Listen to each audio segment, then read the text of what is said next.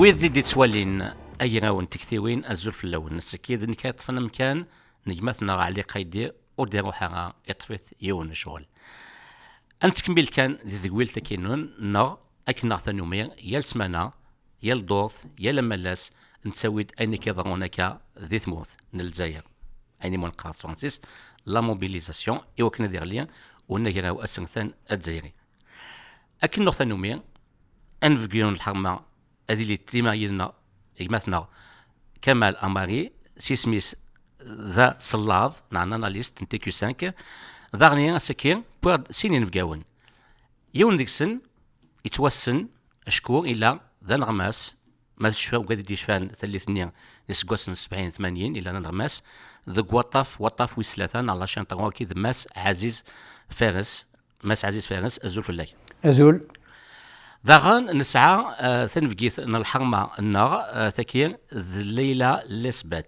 ليسبات يتنغماس المنقار نتالاكت نالا لايسيتي ذاكيه دي كيباك اشكو ثلا يوث يا تعقل لي نغ عقلن بويني منقار ثيذوك لا الكيباك نتمزغا نتالاكت ناقص فرانسيس اسوسياسيون كيباك نور افريك دو لايسيتي ازول فلام ليلى أزول بغير لاضيل انا كان كي نوث نومين يا السمانه يا الملاس يا الدورث مثلا كما لا مانيير تقطع حواش شو يضران قسنا كي يزرين غوينينا نموسويكي نو صغلي نو ذافو نو نغراو اسكتنا تزيري الزولي كروان دي تولان تيكوي 5 وسني غي نبيون العسلامه نون Donc, donc un récapitulatif فين طران l'événement, la mobilisation وستمعني عدان.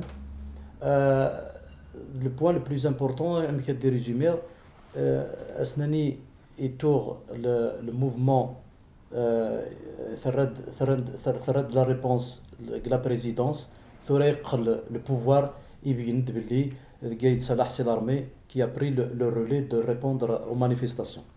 ذا شو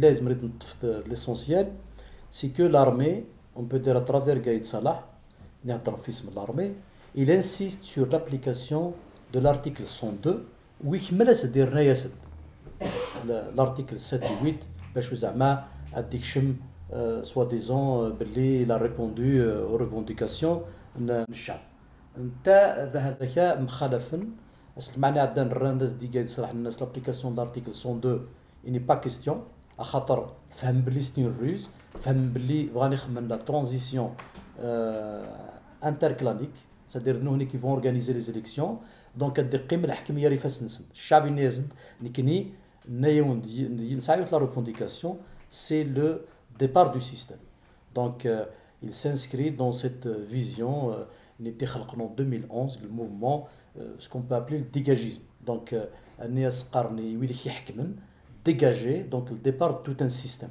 Et d'ailleurs même لو يطلبون même le départ من قايد صلاح من الRCD يطلب le départ قايد صلاح خاطر يقرد ديمانيس الموفمون لي ريفونديكاسيون يقرد ديمانيس يسرديد اني لو يتولان باللي l'armée ميتغريمانيس il risque de mettre en danger يدخل l'armée en première ligne face à face entre l'armée واحد الشعب. Donc la véritable problématique في النيلان on est à la croisée du chemin المهم à la croisée du chemin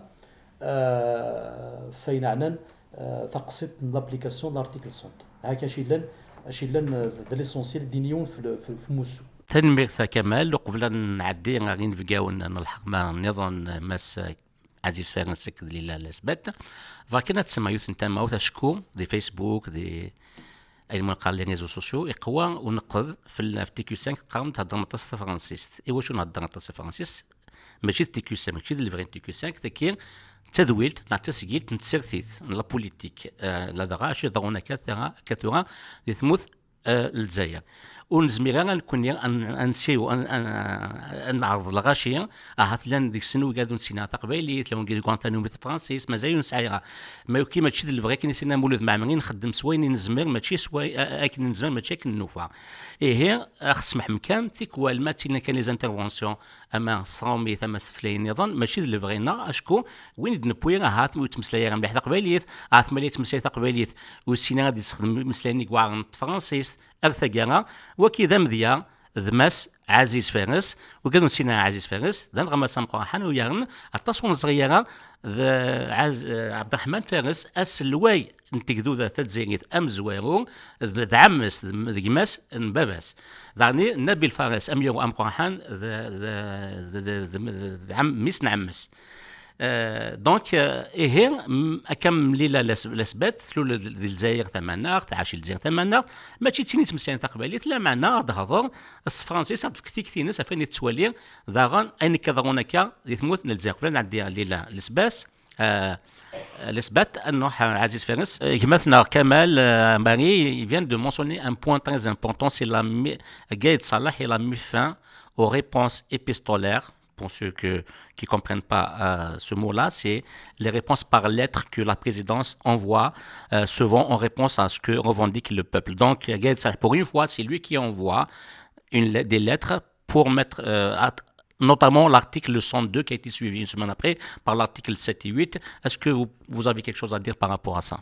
Il y a beaucoup de choses à dire. D'abord, merci d'organiser ce plateau. Merci Kamal, merci Rachid. Je salue Leïla également. Je vais parler en français exclusivement parce qu'il y a des idées qui doivent être exprimées d'une façon précise, avec des mots précis. C'est ce que j'ai expliqué. Voilà. L'armée, elle est au pouvoir depuis toujours en Algérie. C'est pas l'article 102 ou 256 qui va changer les choses. L'armée, c'est l'essence même du pouvoir en Algérie. Alors, aujourd'hui, ils décident ça.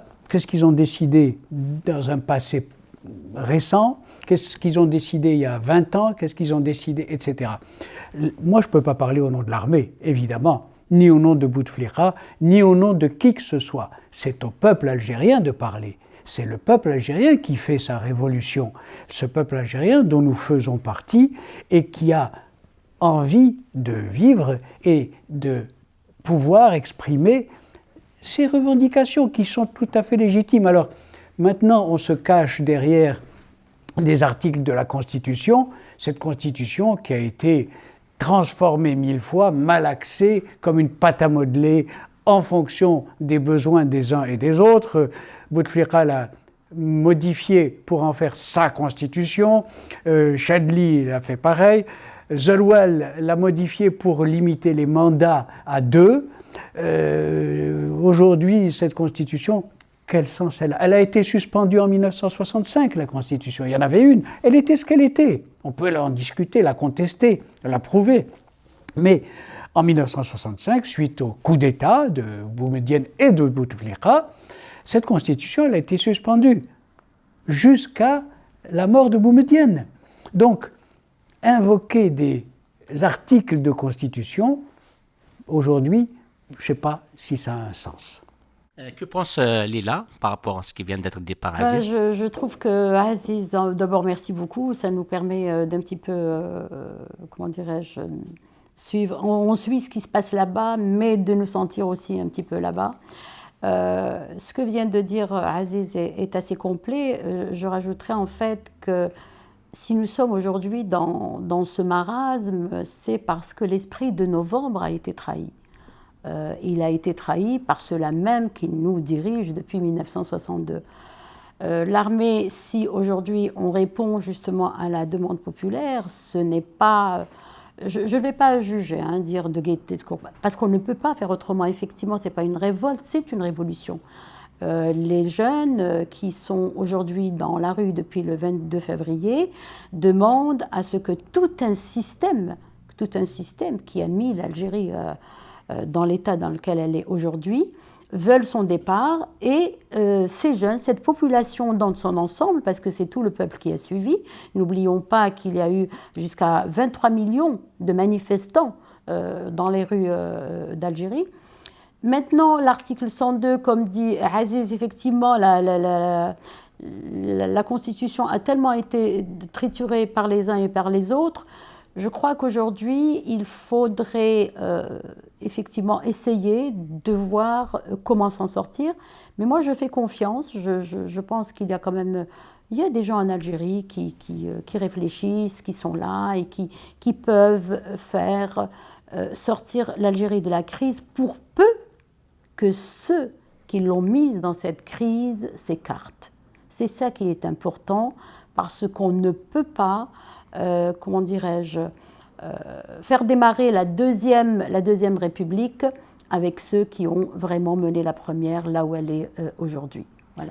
سيدي لا دور الغريمات كمال ثورة نتحسوا كنقارص فرانسيس إلا ان بلوكاج يا أغرف نعيدوذ أكد ويد يحكمن وكاد يحكمن لان كنقارص فرانسيس principalement trois pôles, la présidence, les services et l'armée. Donc, le peuple a des cartes dégage. وقادني تمقولن سثورن وذ نثنين قصرنا هذون الببل سني قارن يكون فغايرا ذا شو ولا دغون شتاكي امبيا كات تاوت مسالت. Avant de laisser Kamel répondre, je voudrais dire une chose. Tu as dit, il y a la présidence, les services, l'armée. Ouais. Mais on a oublié qu'il y a le peuple. Et c'est le peuple qui est le premier concerné, avant tout le monde. L'armée, elle est là, oui, pour garantir un certain nombre de choses, une institution. Les services de sécurité, c'est nécessaire, il y en a partout dans tous les pays du monde. Présidence, d'accord. Mais qu'avons-nous fait de ce peuple ? C'est ça qui est important. Et cette donnée, ce paramètre, il a complètement été rejeté, évacué, occulté depuis l'indépendance. Les élections truquées, on nous avait promis des élections propres et honnêtes, etc.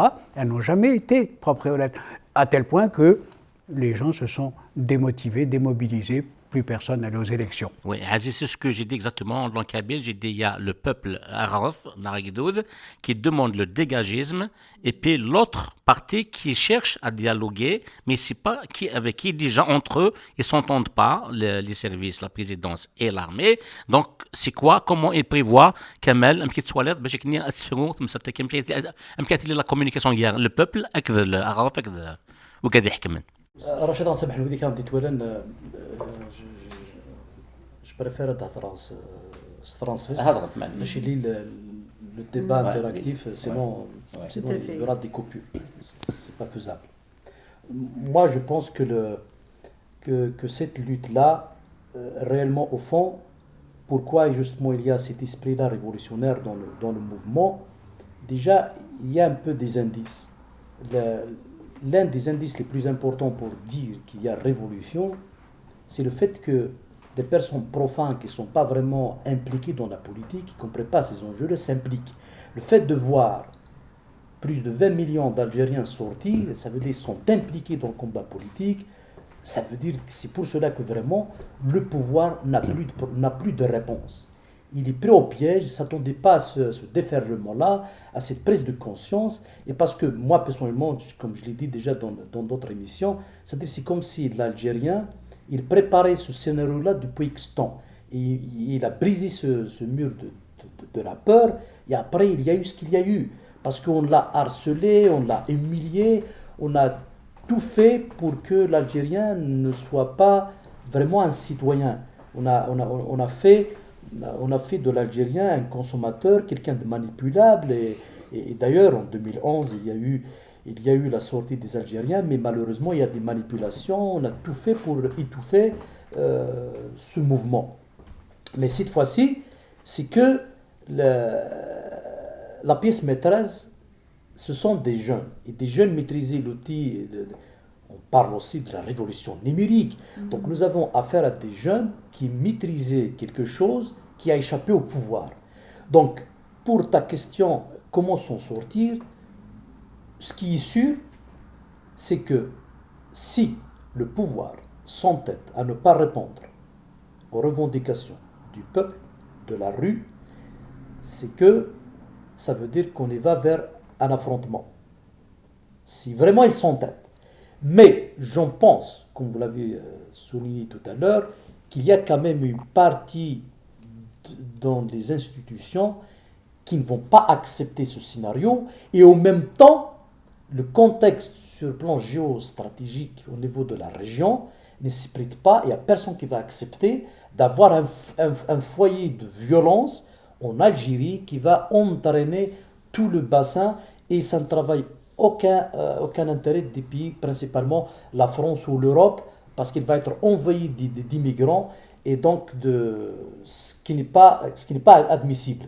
Donc je pense que même si le pouvoir actuellement, à travers la lutte qui existe actuellement, essaie de se reconstituer, parce que le danger qui guette la révolution, c'est que si les clans du pouvoir arrivent à s'entendre, il va s'entendre au détriment du peuple, donc ils vont tenter de diviser, etc. Mais si le peuple s'entête, j'en pense personnellement convaincu qu'ils sont obligés de répondre aux revendications populaires, que le système va partir, il va être remplacé. Seulement, la question qui se pose, c'est comment il va se faire. Le pouvoir veut s'inviter pour qu'il organise cette transition, et le peuple est catégorique, parce que moi je suis convaincu, Rachid, que tout ce qui va venir du pouvoir, il va être rejeté par la population, parce que c'est comme si il ne peut pas y avoir de reproduction de ce genre de contexte. C'est impossible, et personne ne l'a imaginé, et même à travers le monde, à travers des réactions à travers le monde, c'est tout le monde qui se dit, mais comment se fait-il que l'Algérie ou les Algériens ont pu réussir leur révolution pacifiquement? Parce qu'arraché par définition, tout ce qui est convenu, la révolution généralement, il se réalise par la violence. Il y a une rupture, il y a la prise de pouvoir d'une manière brutale, et généralement, c'était même par la violence. Et ce qui est miraculeux par rapport à la révolution en Algérie. Merci Kamal. Aziz, Kamal parle de revendications de peuple, il met revendications plurielles. Moi, je ne vois qu'une seule, c'est dégage. Donc, après dégage, bon, comment la suite va être gérée? Une transition avec qui va la mettre en place? C'est quoi votre point de vue? Kamal, il a employé un mot tout à l'heure, le dégagisme. C'est ça aujourd'hui qui nous motive, qui nous anime, le dégagisme. Il faut qu'il s'en aille. Alors, c'est un programme qui est très vaste. Qu'est-ce qu'il va y avoir après? Je ne sais pas. Comment ça va se passer? Je ne sais pas. Qui va venir? Je ne sais pas. À mon avis, on n'en est pas là. D'ailleurs, on entend souvent, de plus en plus, des gens qui disent « Ah, mais il faut des interlocuteurs parmi les manifestants, parmi le peuple algérien, pour nous représenter. » À mon avis, on n'en est pas là. Il y a une lame de fond. D'ailleurs, même au niveau du pouvoir, qui est l'interlocuteur? Bouteflika? Il est inexistant. Son entourage? On dit qu'ils sont en train de partir, de s'évanouir du côté de Genève ou je ne sais pas quoi. L'armée, c'est très flou aussi, hein, l'armée. Alors, il n'y a pas d'interlocuteur. Pour l'instant, les choses sont en train de se faire. C'est une gestation, c'est un accouchement qui va se faire. Alors, un accouchement, je suis mal placé pour en parler, mais un accouchement, ça se fait dans la douleur. Est-ce que cette révolution va être une révolution pacifique, une révolution qui va aboutir à quelque chose de beau, ou alors il va y avoir de la casse? On n'en est pas là. Pour l'instant, laissons mûrir les choses. Ayons confiance dans ce peuple qui a montré qu'il était capable de prendre en main sa vie, son destin, son futur. Et on l'a vu dans les reportages en Algérie. On l'a vu ici à Montréal, hein, chaque dimanche, devant le consulat d'Algérie. Les gens viennent, s'embrassent, apportent à boire des gâteaux, on m'a offert des caprices, des caramels et tout ça. J'ai dit oui, c'est notre caprice aujourd'hui, mais ce n'est pas un caprice d'enfant, c'est un caprice que nous portons en nous et nous voulons arriver à quelque chose et à construire cette Algérie dont on a rêvé. Moi, avec mes cheveux blancs aujourd'hui, je me dis, oui, il y a des jeunes, mais alors accompagnons-les, ces jeunes. Laissons-les prendre en charge leur vie. Très bien. Lila, il parle des jeunes. C'est vrai, les jeunes, ils ont de la fougue, ils ont le savoir, comme il dit, numérique, ils savent comment faire les choses. N'ont-ils pas besoin aussi des gens expérimentés qui vont gérer ou guider cette transition? Moi, je suis persuadée que les jeunes, ils nous ont montré en fait euh, qu'ils sont, qu'ils sont au fait de ce qui se passe dans le monde. Et ils se sont inspirés de ce qui se passe ailleurs, justement, pour mener cette révolution à bien. Écoutez, et cette, effectivement, solidarité dont parle Aziz, c'est une solidarité que nous avons vécue, que nous connaissons. Et que, justement, ce pouvoir, il a toujours tout fait pour diviser la population. C'est sur cela qu'il a assis son pouvoir. Il ne pensait pas, effectivement, ça lui échappe, il ne pensait pas que toutes les fractions qui constituent l'Algérie se sont aujourd'hui réunies parce que ce pouvoir a touché à tout le monde. Il n'y a pas quelqu'un qui n'a pas été touché justement par les malversations de ce pouvoir. Donc moi je pense qu'effectivement, il y a des étapes et les étapes, il ne faut pas les brûler. Moi très sincèrement, je vais peut-être dire quelque chose d'un petit peu qui choque, je crois que pour la première fois, il faut construire l'État algérien. Est-ce qu'on avait un État ? On avait des pouvoirs qui se sont succédés, mais l'État, on ne l'a pas. C'est pour cela qu'à chaque fois qu'un président s'en va, tout s'écroule autour de lui. Écoutez, De Gaulle est mort, pour ne parler que de lui, la France est restée debout. Un tas de présidents états-uniens, belges, ils disparaissent. Le pays, l'État est là.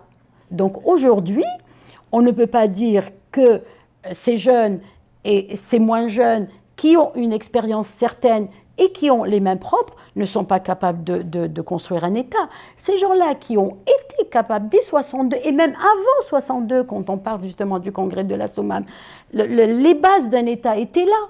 Mais qu'est-ce qu'on a fait de ces gens-là qui avaient les bases d'un État? On les a tous éliminés. Mais ce pouvoir n'a pas pensé qu'un jour on ne pouvait pas éliminer tout le monde.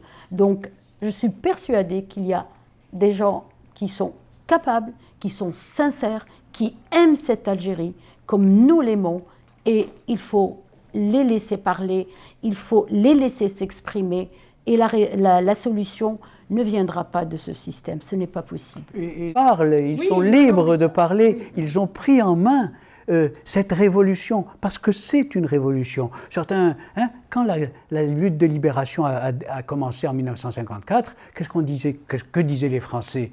C'est une insurrection. Les Français n'ont jamais reconnu que c'était une lutte de libération, n'ont jamais reconnu que c'était une guerre. Ils ont toujours dit, ce sont des événements, les événements d'Algérie. On parlait de ça à chaque fois.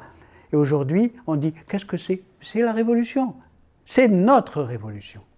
كملت زيرويك اسقسي السقبايليت ماشا زمد داغ فرانسيس يسبايد تفكير الليله تهضرد ولا شواني ليطا نهضر نقارن تيكدو ذاتي سنات لا دوزيام ريبوبليك اسكو لا لا بروميير ريبوبليك ديجا دونك oui باش تموليني oui Exactement.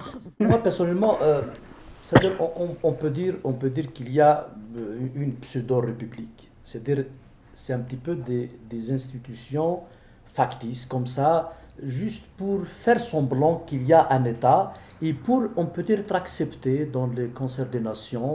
Voilà. Mais sinon, si on veut regarder la définition d'une république et la notion de l'État, etc., on n'a pas vraiment un véritable État, étant donné que les pouvoirs sont centrés entre les mains des personnes et en même temps, lorsqu'on entend maintenant, si par exemple maintenant il y aura des témoignages des juges, je ne sais pas comment ça fonctionne.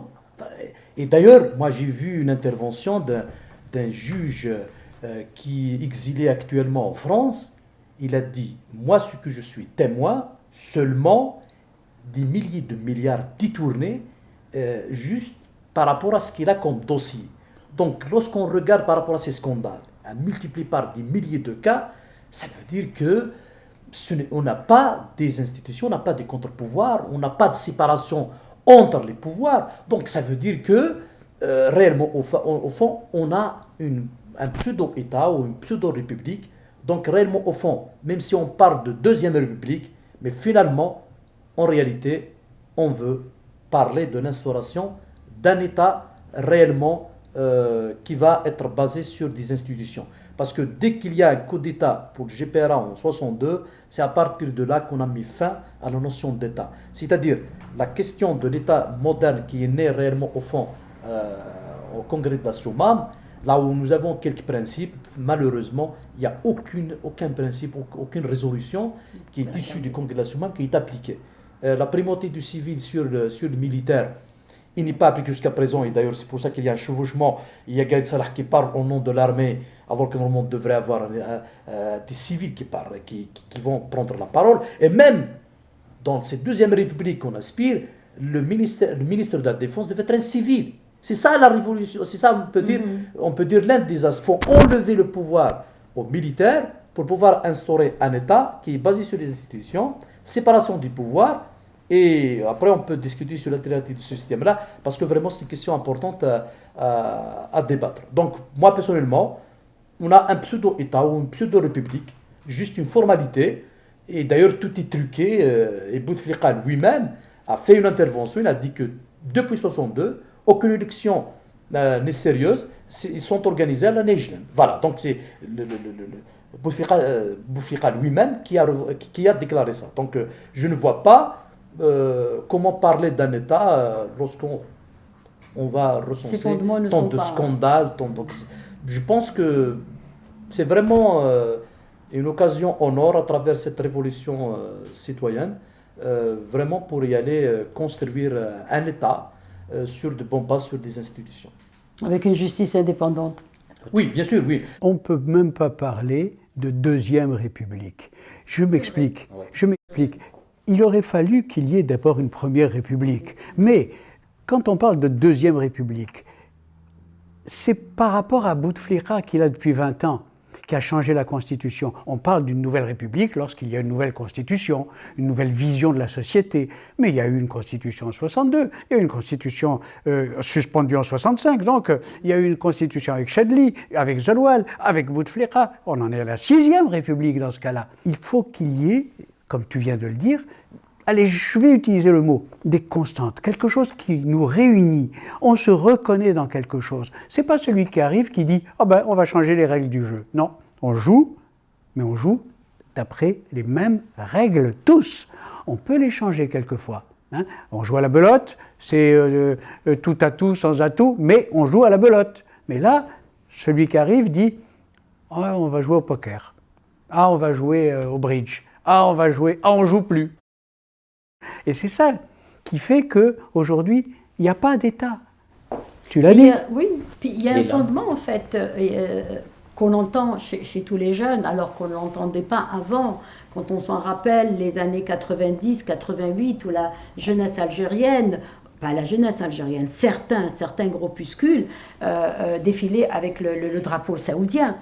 Aujourd'hui, qu'est-ce que vous entendez ? Les jeunes, toute la population, les 23-24 millions qui étaient dans la rue, revendiquent leur algérianité.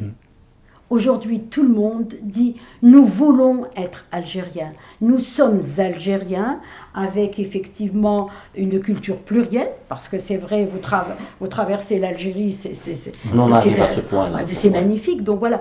Donc l'Algérien aujourd'hui et l'Algérienne veulent être algériens. Tout à fait. Laissons-les être algériens. Donc on part à partir de cela. Et l'Algérie ne vient pas de rien. L'Algérie a une histoire, elle a une histoire millénaire, que malheureusement le système éducatif a complètement évacué. Et ça a donné ce que ça a donné. Et aujourd'hui, ils se réapproprient leur histoire, ils se réapproprient leur culture, et nous devons les accompagner. Merci Léla. Aziz, vous ne verrez pas le 2019, c'est l'année d'un reset, comme on dit électronique, reset, pour corriger le péché original d'un coup d'État fait par ce même Bouteflika et son clan. Est-ce que vous pouvez dire un mot, peut-être par rapport au coup d'État qui a été prôné par ce Bouteflika et l'ironie du sort, 57 ans plus tard, Abdelrahman Fares, votre oncle. Est-ce qu'on peut faire un reset d'une société ? On peut le faire sur un ordinateur, c'est une machine. Mais une société, c'est vivant. C'est quelque chose qui évolue.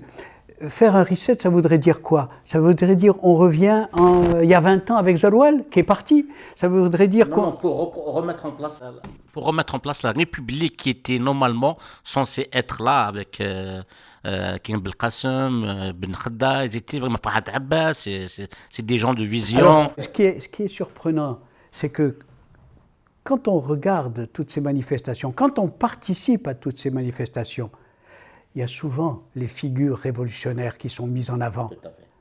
Les portraits de Krim Belkacem, de Amirouche, Ben Mehdi, Didouche, etc. Il y a Jamila Bouhirat. Jamila Bouhirat. Elle n'a pas été renvoyée, n'a pas été chassée, comme tous ceux qui ont été chassés des manifestations, parce que c'est une femme qui est restée avec ses principes. Ses principes, elle n'a pas participé comment dirais-je, ils ont dépouillé le pays. Donc, c'est pour ça que je vous dis, ces Algériens se reconnaissent dans ces gens-là. Ils ont, même si on a essayé effectivement de leur inculquer des choses qui sont complètement extérieures à leur histoire. Et puis, ça n'a pas pris. Il y a une chose aussi, c'est que tu parles de reset, je comprends, il y a aussi tous les chants révolutionnaires. Écoute, moi, ça me fait quelque chose quand j'entends, je participe, je chante, et j'entends Minji Balina, aujourd'hui en 2019, c'est extrêmement fort. Jazairuna, il y a Bilad el-Joudoud, c'est pas rien ça. Et ça veut dire que on veut se réconcilier avec nous. On veut se réconcilier avec notre histoire. Pas revenir au passé. C'est pour ça que je dis le reset, ça va être difficile. Mais se réconcilier. Le peuple algérien, je ne parle pas en son nom, j'en fais partie, il a été coupé de son histoire. Il a été coupé, séparé, comme un enfant qu'on a séparé de sa mère.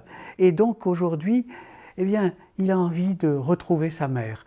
Sa mère, elle est peut-être partie, elle n'existe plus, elle est partie vers d'autres cieux, mais elle est toujours là, elle est toujours présente. On pense à elle, on a la couleur de ses yeux, on a sa façon de parler. Et notre mère, c'est l'Algérie. Cette Algérie, elle nous a nourris, elle a nourri notre histoire, elle a nourri notre vision.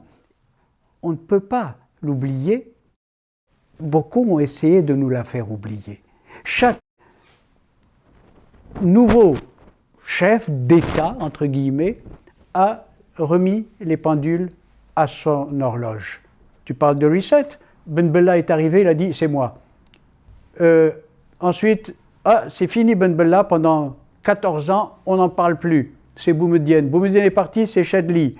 Chacun a ramené, comme une ardoise magique, il est venu réécrire l'histoire, comme il a voulu l'écrire. Mais quand sur une ardoise magique, il y a toujours des traces qui restent. Ces traces, elles sont là.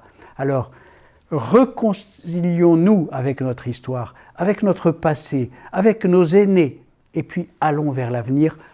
Cette jeunesse, moi je disais, je suis ému de voir tout ça, je suis fier de voir, de vivre cette révolution, et j'aurais voulu avoir 20 ans de moins, 20 ans, pas plus, 20 ans de moins, pour voir l'Algérie être ce qu'elle doit être dans 20 ans.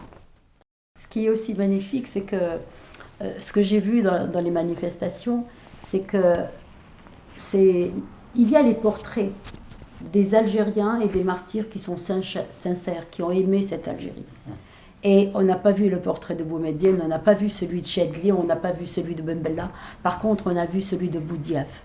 Oui. Vous savez, un pays qui assassine le père de la Révolution. Pas un pays, un système.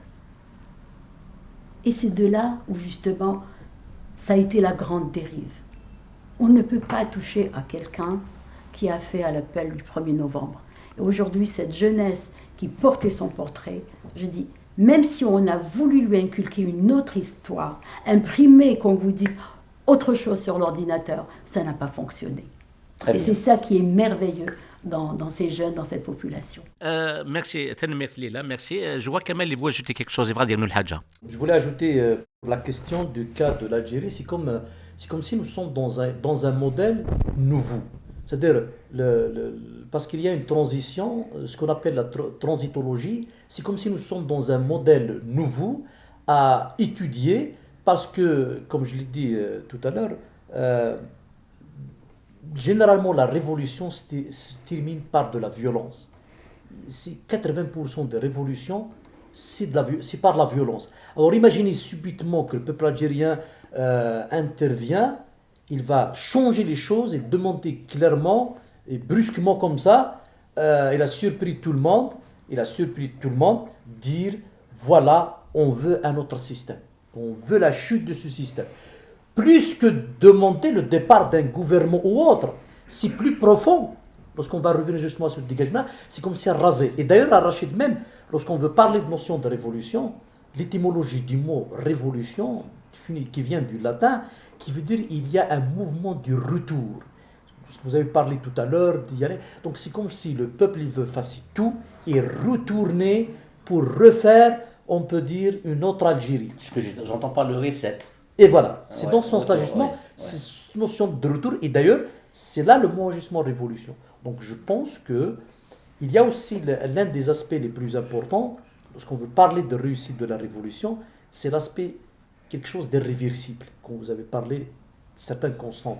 Il faut qu'on arrive à un moment où il y a des acquis qui deviennent irréversibles, que ce soit de la démocratie ou pas mal de principes, apprendre à imaginer la laïcité, etc. Je ne sais pas qu'est-ce qu'il va devenir cette nouvelle république. Donc, ou par exemple, si on y va vers... Après, on va discuter, par exemple, je ne sais pas, si on veut y aller vers un système pluriel, etc. On va discuter un petit peu par rapport à l'alternative.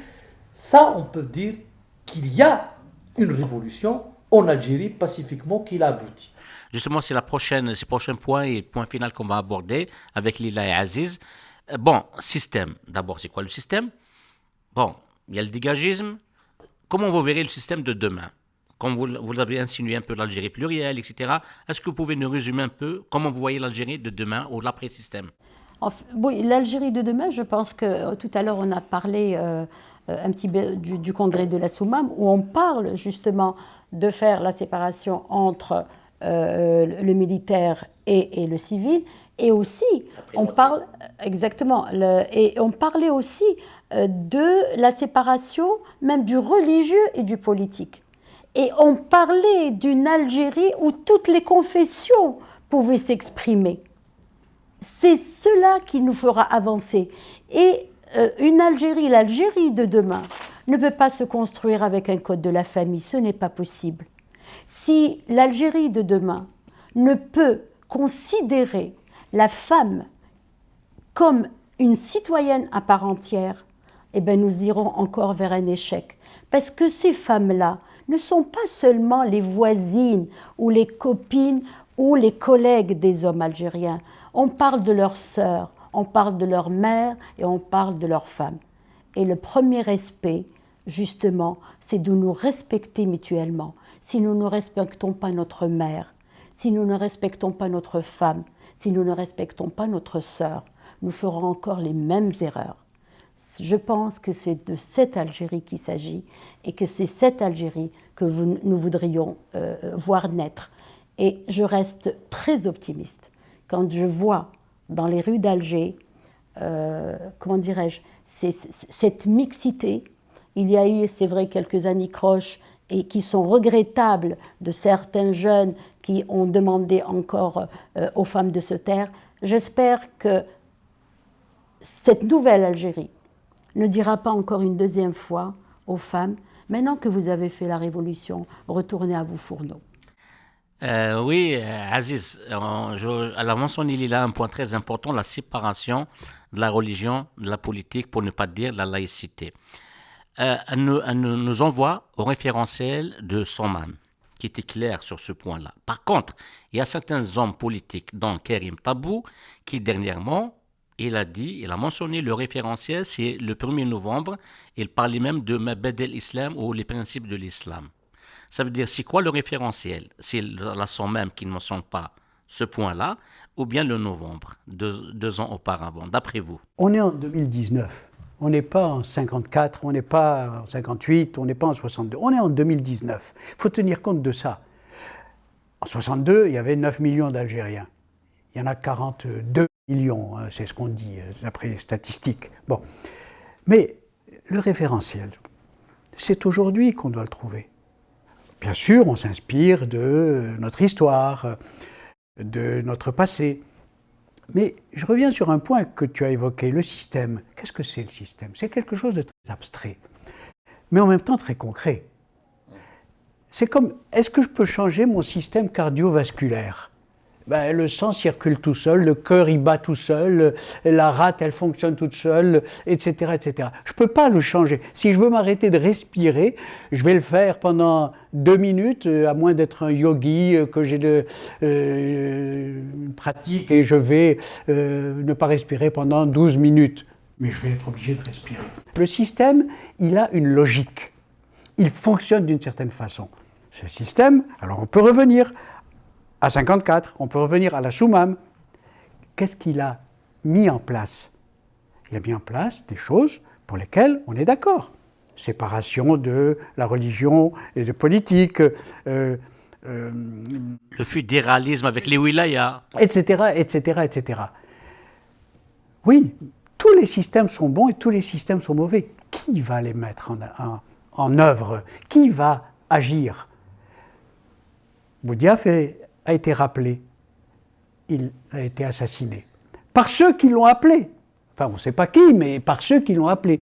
Et Boudiaf, pourtant, a mis en place un système. C'est un des pères fondateurs de la Révolution. Ce système-là, eh bien, il a été conçu pour que l'Algérie devienne indépendante. C'est arrivé. Mais après, il y a des hommes qui sont arrivés, qui ont pris le pouvoir et qui ont dit « Je vais m'occuper de ce système, je vais le faire tourner comme je veux. » Mais qu'est-ce qui se passe? Ben Bella a essayé, le système l'a éjecté. Boumediene, il est mort et on ne sait pas comment. Chadli, il a été éjecté. Boudiaf, qui est revenu, il a été éjecté. Bouteflika a tenu 20 ans. Il est éjecté. Le système ne peut pas tolérer que des hommes en fassent sa propriété. Il y a une logique du système. Le pouvoir, et là je vais être très, très direct, et c'est très important, le pouvoir n'est pas à prendre. Le pouvoir, il est pris. Il est pris par une logique qui a été mise en place pendant la Révolution. Aujourd'hui, tu le disais, aujourd'hui, on se réfère à des personnalités comme Ben Mehdi, etc., assassiné par qui? Par ses frères. Hein. Alors, revenons à ça, revenons à ce qui a fait que cette révolution a pu prendre corps. D'ailleurs, ça a mis du temps pour que ça prenne forme. Et puis après ça, des gens sont venus et ils ont détourné cette révolution pour en faire une propriété personnelle, pour dire l'État c'est moi. Louis XIV, oui, d'accord, l'État c'est lui. Mais c'était Louis XIV. Et Louis XIV, il a fait des choses. Aujourd'hui, Bouteflika va se faire soigner en Suisse et en France à un prix astronomique. Il n'a pas été capable de construire un hôpital pour lui. Alors ce système, c'est quoi? C'est qui? C'est toi, c'est moi, c'est nous, c'est Léla, c'est nous tous. Dire on ne veut plus de ce système, qu'est-ce qu'on veut alors? Qu'est-ce qu'on veut? On veut des hommes qui vont respecter l'esprit de la Révolution. Si demain on change tout, allez, nouvelle constitution, constituante, tout ce qu'on veut, mais qui sont ces hommes? Sont-ils honnêtes? Sont-ils compétents? Sont-ils intègres? Ont-ils une vision? Gouverner, c'est prévoir. Tu parlais de De Gaulle tout à l'heure. De Gaulle, en 1958, il est arrivé, une nouvelle constitution, la Ve République. Aujourd'hui encore, en 2019, les gens ils se réfèrent à De Gaulle. C'est pas ma tasse de thé, De Gaulle, hein, mais il a mis en place un État. Un État. ثاني عزيز كتشيني كمال أفضل نتموغلي نار l'alternative أم كيتسواليض. D'abord, avant d'évoquer la question de l'alternative à ce système actuel, il est important de signaler que le système politique, le système peut être défini comme étant mode d'organisation d'un État. Donc la manière dont on gère. Et dans ce mode d'organisation, il y a le régime politique, il y a les institutions, que ce soit des organisations économiques ou autres, qui entourent, on peut dire, qui tournent, des satellites, on peut dire, du régime politique. Donc, le peuple veut le changement de tout un système. Ça veut dire c'est plus justement ce mode d'organisation et surtout les relations qui existent entre les différentes institutions. Si on prend par exemple la question de séparation des pouvoirs, il est au centre réellement d'une révolution du système.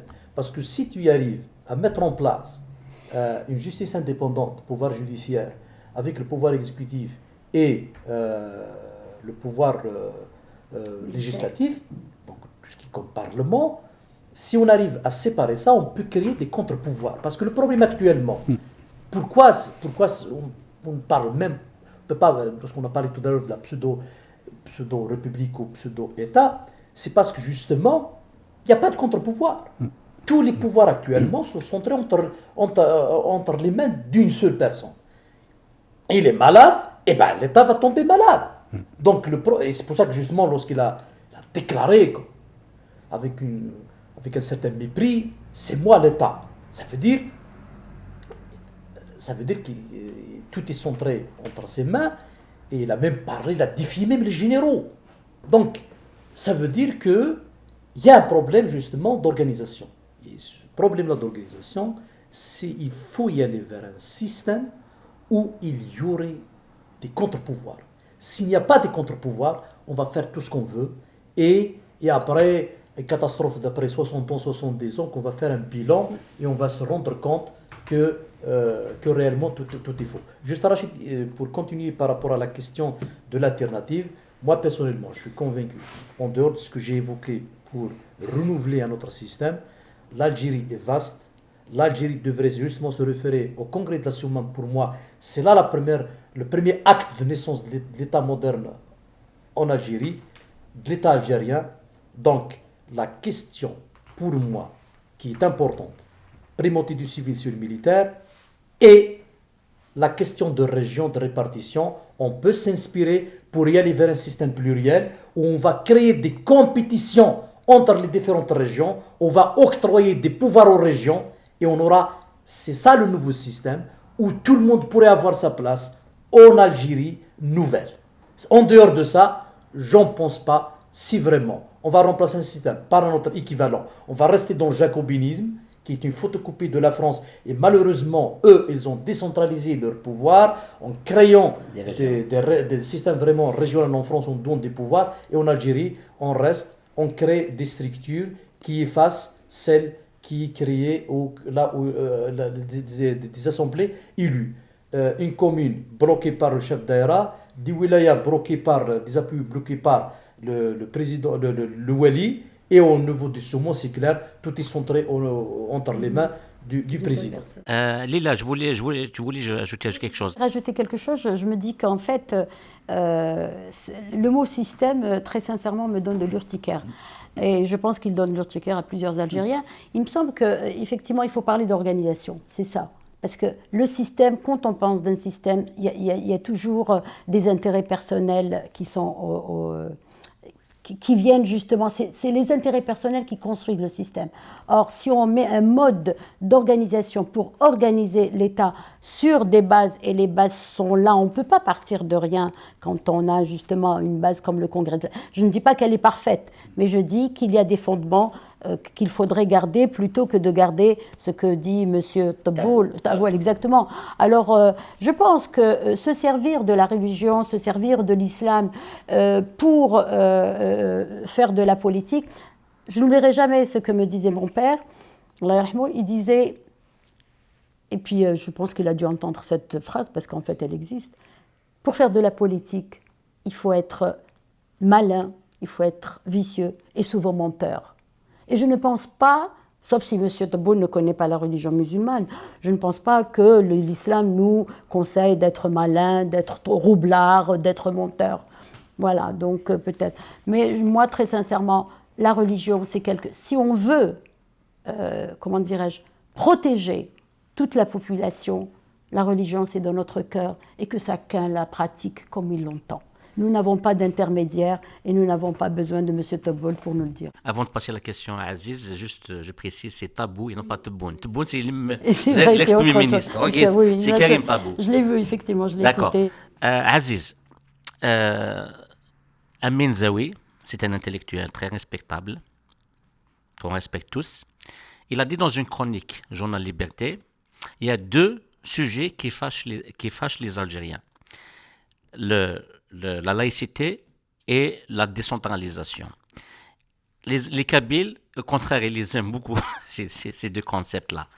Donc, comment aller à convaincre les Algériens dans leur globalité à admettre que le fédéralisme, les autonomies, la régionalisation, la décentralisation, plus loin comme vous voulez, c'est inévitable pour un grand pays comme l'Algérie, qui est le plus grand pays d'Afrique, deuxième pays au monde en termes de superficie. Et c'est grâce à ce fédéralisme, à cette décentralisation que la révolution, suite au Congrès de la Sommam, a été formidablement menée avec le système de wilaya sur le plan militaire. Donc, c'est quoi et puis aussi grâce à la laïcité, comme vous avez dit, à la séparation de la religion. Parce que autrement, il n'y aurait pas Frantz Fanon, Maurice Audin, c'est des chrétiens, Jean Augustin chrétien, à côté des musulmans, et des Il y juifs a qui m'ont dit aussi la révolution. Harkoun, qui est un grand défenseur de la laïcité. C'est exactement. Exactement. Donc, est-ce que vous voyez que c'est inévitable, ces deux concepts-là, laïcité et fédéralisme ou décentralisation, c'est inévitable pour l'Algérie de demain? Alors, salut mon ami Amin Zawi, que je connais bien et avec qui j'ai collaboré pour 2 livres déjà, hein, un sur Mouloud Mamri et un en hommage à Katia Bengana. Amin Zawi dit il y a 2 sujets qui fâchent les Algériens. Je dis les gentils, parce qu'il n'y en a pas que 2, il y en a beaucoup. Beaucoup plus que 2. Hein. On n'est pas d'accord sur l'équipe de football, on n'est pas d'accord sur l'ADN, on n'est pas d'accord. Il y a beaucoup de choses. Hein. Bon. Mais oui, il a raison. Il a raison. Mais Amin Zawi, c'est un intellectuel.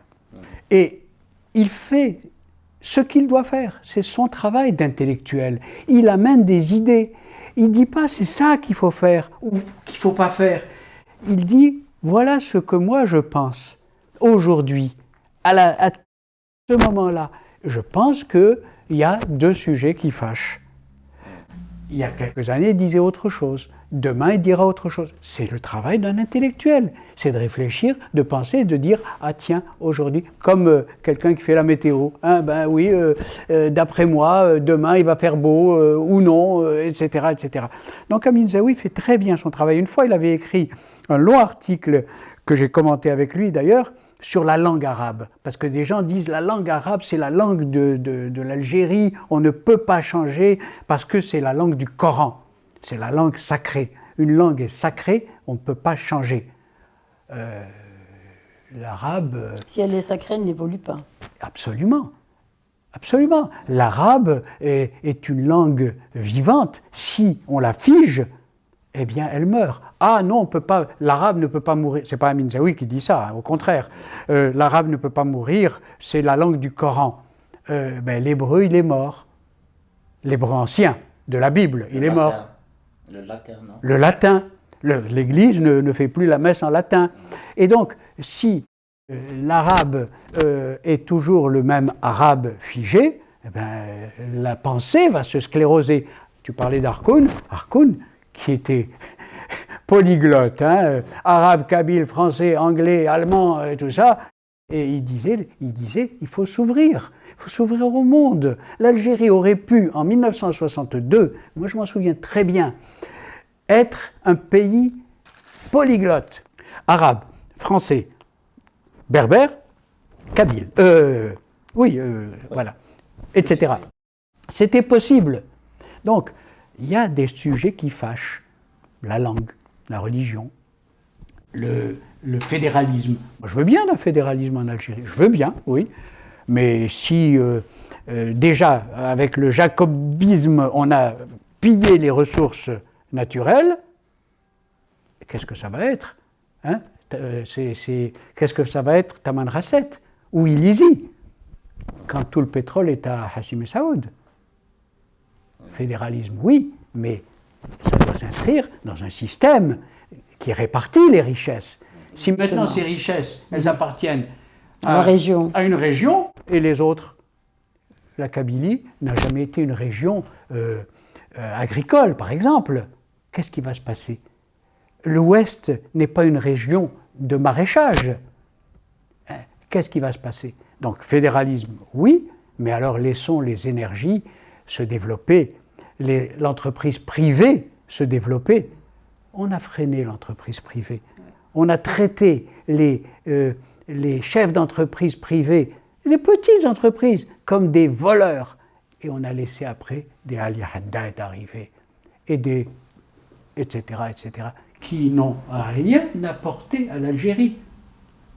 Je reviens rapidement sur un exemple. Il y a quelques années, il est en prison maintenant, Khalifa. Il a dit, bon, ben, je vais essayer. Il a créé une compagnie aérienne, etc. Mais il n'a rien investi. Il n'a rien investi en Algérie. Pas un sou il a investi. Bien au contraire, il a tout transféré ailleurs. Alors, l'industrie, les gens qui peuvent apporter quelque chose, il faut les laisser. Moi, j'ai vu des jeunes monter des petites entreprises de millefeuilles, de café, de transport. Ils travaillent, laissez-les travailler.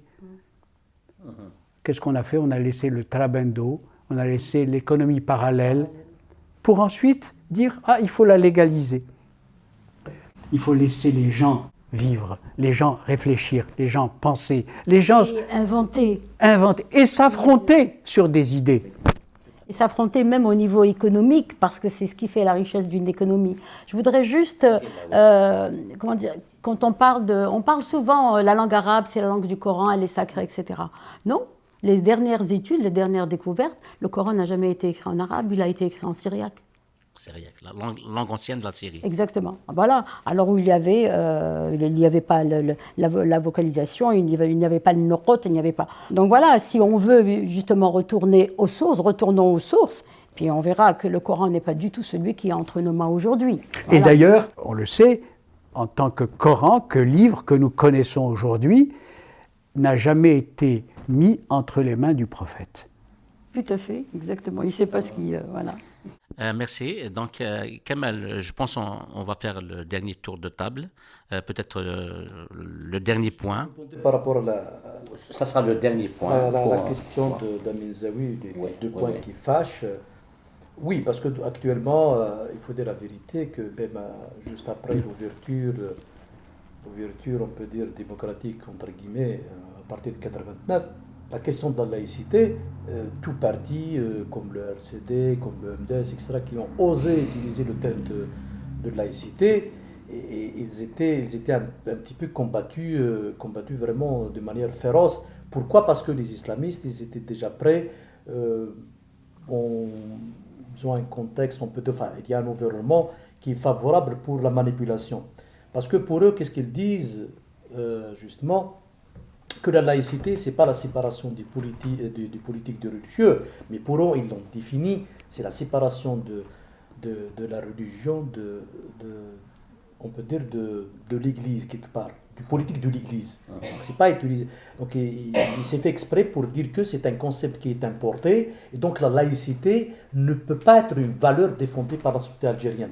Donc, déjà, il y a nécessité, justement, de faire des actes pédagogiques, d'expliquer la laïcité, que ce n'est pas de l'athéisme, ce n'est pas quelque chose qui est contre la religion, au contraire, c'est de la protection. Parce qu'une religion qui est dans la politique, c'est une religion qui est transformée, manipulée, et donc idéologisée. Et d'ailleurs, c'est pour ce que là, justement, qu'on a vécu le drame en Algérie, c'est l'entrée de la religion dans la politique, ou la politique dans la religion, qui a créé justement cette guerre civile en Algérie à partir des années 90. Donc, et pour la question, donc, si on a lieu, on peut dire l'antidote de tout ça, c'est arraché c'est la pédagogie, c'est d'expliquer. Et malheureusement, c'est que le système éducatif et le relais, comme les mosquées, tout ça, ils sont entre les mains, malheureusement, des conservateurs et des arabo-islamistes. Et d'où, justement, on peut dire, on insiste sur la déclaration du 1er novembre que la congrès de la Soumam, c'est juste par rapport aux valeurs islamiques, mais réellement au fond, dans la déclaration, ne serait-ce une déclaration, ce n'est pas par rapport aux lois islamiques, il y a une différence. Donc déjà de choix même de concept. C'est pour ça qu'il y a le travail pédagogique qui se fait. On parle de principe. Principe, c'est pas les lois. Ça veut dire c'est pas la charia. La question a été bien tranchée dans le congrès de la Soumam. Donc, la question du fédéralisme à Rachid ou autonomie régionale, personnellement, je vois qu'il s'impose, vu la complexité de la société algérienne, vu sa diversité. Personnellement, c'est inéluctable d'y aller vers des pouvoirs de région. Et nous avons un texte de référence historique pour la question de légitimité, c'est le congrès de la Soumam. Tanmir Kamal, à la laïcité, justement au sujet de la laïcité, on ne peut pas trouver mieux que Leïla Lesbet pour nous faire une émission spéciale au sujet de la laïcité, puisque, comme je l'ai dit au début, elle est membre de l'association Québec Nord-Afrique pour la laïcité, et vous serez l'invité de Ali Qaïdé prochainement. Merci. Donc peut-être on laisse le dernier mot à Leïla pour dire... Comme je l'ai dit tout à l'heure, je pense que construire un pays... Vous savez, un pays est constitué de sa population. Et la population est constituée d'hommes et de femmes. Et ce sont tous ces hommes et ces femmes qui adorent ce pays, qui veulent vivre ensemble, mais qui veulent vivre aussi sous des lois égalitaires. Vous savez, c'est comme un parent on a des enfants, on ne peut pas faire la différence entre son garçon et sa fille. C'est pas possible. Donc un État ne peut pas faire de différence entre un garçon et une fille. Et vous savez, ceux qui font référence à la religion, au prophète, le prophète, que le salut soit sur lui, lorsque son gendre a voulu prendre une deuxième épouse, il a été catégorique. Il lui a dit non, tu ne le feras pas, ça fait mal à ma fille, et ce qui fait mal à ma fille me fait mal à moi aussi. C'est ce que je dis pour tous ceux qui veulent triturer ce Coran pour rester au pouvoir ou pour asseoir leur pouvoir, qu'ils le cherchent ailleurs dans leur intelligence. Aziz, Wallan Non, ça sera difficile pour moi et je ne veux pas glisser, disons. Juste pour le mot de la fin. Je suis très touché par tout ce qui se passe en Algérie. La laïcité, ça ne se décrète pas comme ça. C'est une construction qui prend du temps et qui va se faire. Et on va y aller. La laïcité, ce n'est pas l'athéisme. Et même si quelqu'un veut être athée, c'est son affaire. C'est son problème. Ce n'est pas le mien. Chacun est libre. Et il faut comprendre que l'Algérie, c'est un pays qui veut vivre librement. Et je dirais pour terminer, vive l'Algérie. Tanmir Aziz, Kamal. Mon dernier mot, c'est juste pour dire que j'espère que cette révolution va aboutir, que le dégagisme, en tant que nouveau modèle algérien, va se concrétiser et qu'on aurait un État pluriel. Et juste pour donner un simple exemple, se poser des questions pour tout Algérien, qu'il sache que l'Inde est un État fédéral avec 28 États. Est-ce que l'Inde s'est effondrée alors que nous avons un pays diversifié, un pays large, où on pourrait créer un système où tout le monde pourrait avoir sa place. Alors les gens qui manipulent la population pour dire que le fédéralisme c'est la division, ça c'est du populisme, c'est de la manipulation. Depuis l'indépendance, on nous dit l'Algérie, unie, indivisible, tout ça, ce sont des slogans de populisme, alors que l'Algérie, elle a la chance d'être un grand pays, un pays développé, il a les richesses sur tous les plans, que ce soit matériel ou humaine. Donc je pense qu'il y a une occasion historique, un tournant décisif, qu'on pourrait construire un véritable État où tout le monde aurait sa place, et je ne vois pas, à part si, malheureusement, que nous avons affaire à des gens qui n'ont pas la culture d'État, donc la balle est dans le camp des décideurs, principalement de l'armée, parce que, qu'on le veuille ou non, il y a une façade pseudo-démocratique, mais réellement les véritables tenants du pouvoir, ce sont les militaires. Donc, un appel est lancé aux militaires pour qu'ils se ressaisissent et saisir l'occasion historique pour instaurer un véritable État démocratique, un État pluriel où tout le monde aurait sa place, parce que sinon on va y aller vers quelque chose on peut dire, d'inédit et qui pourrait, on peut dire, y aller vers une crise plus profonde et plus dramatique que celle que nous avons vécue les années 90. Voilà, mon dernier. تنمية كمال، تنمية ليلى، تنمية عزيز.